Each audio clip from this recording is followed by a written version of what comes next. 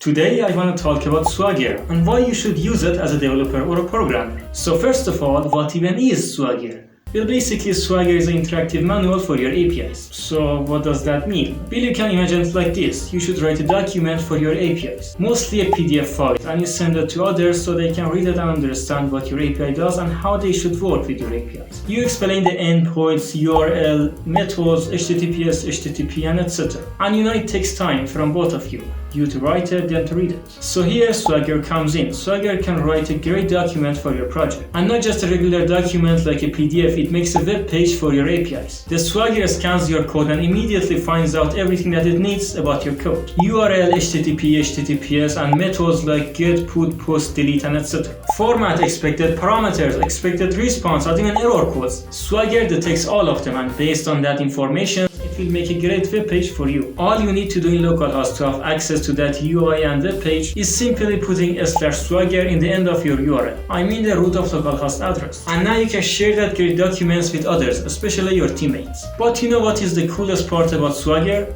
It's not just a document. It's a tester. The main thing that the Swagger is the API tester. Like the Postman, which is a famous API tester. If you don't know anything about Postman, I recommend you to watch this video. I explain Postman along with 9 other useful tools for programmers in this video. And not only you can see and monitor all the APIs that you have made in your project in just one page, but that page and APIs are very clean and categorized based on the methods. Swagger shows different methods with different colors so you can detect them easily. So all you need to do is choosing your API, select it, fill the request, and press the execute. And now you can see your API at work live, and it will return a response for you, a proper JSON. And even if you are working on a more advanced level, like you are making encrypted APIs, like imagine you are making a JWT encrypted API, and now all you need to do is just select the API, enter your JWT token, and do the other steps as I said before, and it will work perfectly. And many professional backend teams use Swagger. Backend developers use Swagger so they can test their APIs. Front-end developers use Swagger so they can understand the APIs that backend programmer provided for them. And QA testers use that to verify the final APIs. And have it in mind, it's your job as a QA tester to verify the final APIs. Don't forget that, please. And another good thing about Swagger is all programming frameworks, all the famous ones have the package for Swagger. ASP.NET Core, Spring Boot, Laravel, OpenAPI, and etc. And even some of them like ASP.NET Core have it as the default for the APIs. And all you need to do is just install the package, write 3 lines of code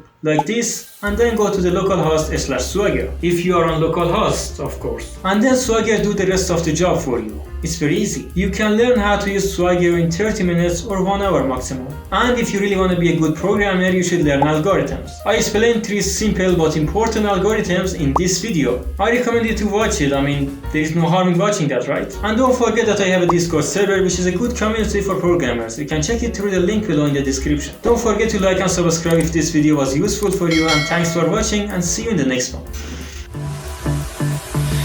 I don't know what you want.